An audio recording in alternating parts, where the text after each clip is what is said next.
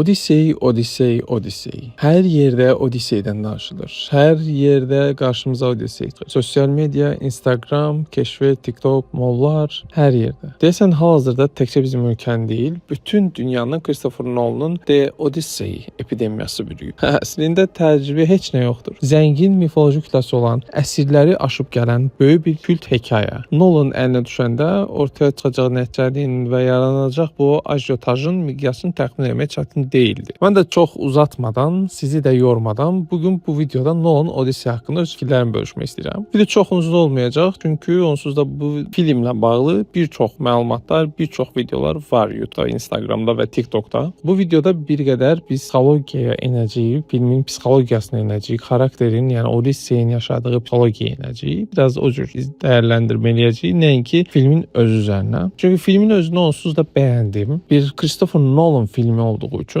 çox da qınanılası bir tərəfləri yoxdur. Etiraf edeyim ki, filmi IMAX-də yox, standart formatda izlədim. Yəni bir növ belə deyim, filmin yarısını görmədim. Filmin yarısını görmədim deyəndə ekran baxımından filmi qırpılmış halda gördüm. Yəni tam yarısını demək olar ki, filmin görmədim. Amma sözün düzü film mənə heç vaxt yarımçıq və qırpılmış hissində yaşatmadı. Və eyni zamanda hardasa 3 saata yaxın davam edən bu film məni heç bir dəqiqəsində də sıxmadı. Maraqlı olan budur. Növbəti mərhələdə isə aktyorluqlarla bağlı danışmaq istəyirəm. Əslində belə bir layihədə aktyor oyunlarının uzun-uzadıya incələnməyinə ehtiyac yoxdur. Çünki Christopher Nolan ilk dəfə deyil kamera arxasına keçir və onun setində aktyorluqlar onsuz da hər zaman ən pik səviyyədə olur. Məsələn, ən əsas tərifləmə olmalı olsam, Anne Hathaway bu filmdəki performansı və obrazı ilə bizə bir daha sübut elədi ki, Oscar mükafatlarını təsadüfən evinə aparmayıb. İndi isə Tom Hollanddan danışaq. Tom Hollanda gəldikdə isə onu ilk dəfədir ki, alışdığımız o gənc superhero imicindən tamamilə fərqli, bu qədər ciddi və sərt bir rolda görürük. Əslində yenə də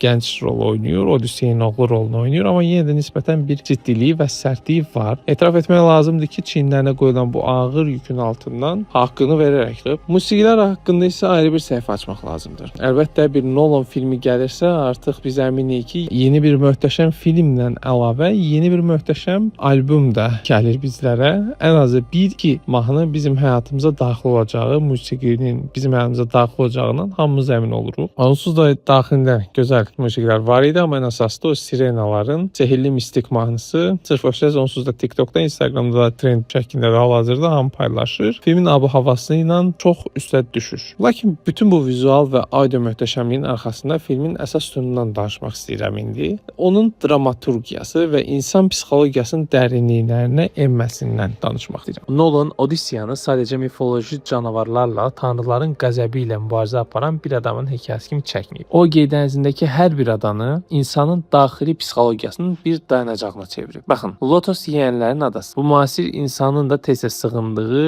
ən təhlükəli o rahatlıq zonasıdır. Ağını unutmaq, məsuliyyətdən qaçmaq, heç nə etmədən sadəcə xəyallar içində amalsız yaşamaq deyil. Odyssey burada tənbəllik və huzursuzluqla döyüşür. Növbəti ada Siklopun mağarası. Siklopun mağarası isə insan təkəbbürü və ego tuzağıdır. Tək gözü nəhəng, kör-körənə gücün və mühakiməsiz egonun simvoludur. Odyssey filmdə özünü heç kim adlandıranda əslində egosunu boğub zəkasına sığınır. Çünki daxilindəki təkəbbürə qalib gəlməyən adam qoyun roluna girərək o mağaradan sağ çıxa bilməzdi. Növbəti ada Kirkenin adası. İnsanın heyvani instinktləri ilə sınağıdır. Kirke əslində belə deyir: mən sizi donuza çevirmədim. Siz insan sifətində olan donuzlarsınız. İnsanın nəfsə və arzuya yenilib öz mənliyini, öz insani simasını itirməyə risk edemir. Kirke insanları heyvana çevirmir. Sadəcə onların daxilindəki heyvani tərəfi ortaya çıxarır. Və əlbəttə ki, sirenalar. Onlar bizim məqsədimizdən, yolumuzdan yayındıran o şirin amma zəhərli vədlərdir. Odyssey özünü gəminin dirəyinə bağlar. Çünki bilir ki, insan nə qədər güclü olursa olsun, bəzi vəsvəsələrə qarşı iradəsi yetərsiz ola bilər. Burada iradə deyil, öz zəifliyini qəbul edib tədbir görmək qazanır. Kalipson adası isə bəlkə də ən çətindir. Əbədi gənclik və rahatlıq. İnsanın bütün arzuları yerinə yetəndə, amma daxilində azadlıq və məqsəd qalmayanda düşdüyü o varlıq böhranı. Diqqətlə baxdığımızda görürük ki, Odyssey dənizdə fırtınalarla deyil, öz ağlı, öz vicdanı, öz ehtirasları və daxili xaosu ilə döyüşür. Nolan bizə göstərir ki, evə qayıtmaq kilometrləri qət etmək deyil. İnsan öz daxili sınaqlarından, öz qaranlıq adalarından keçib nəhayət öz həqiqətinə çata bilməsidir. Son olaraq açığını deyim ki, filmi ümumilikdə təbii ki, çox bəyəndim. Vizual miqyası, psixoloji qatları və ab-havası ilə həqiqətən Həqiqətən dəyərli bir iş ortaya çıxıb. Mənim bu filmə Yekun xanım 8/8. Təşəkkürlərin olun.